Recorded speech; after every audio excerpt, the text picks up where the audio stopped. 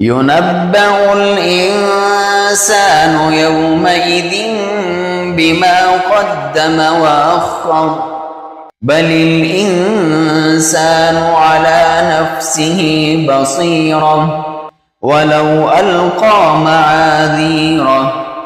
لا تحرك به لسانك لتعجل به إن علينا جمعه وقرآنه فإذا قرأناه فاتبع قرآنه ثم إن علينا بيانه كلا بل تحبون العاجلة وتذرون الآخرة وجوه يومئذ ناظرة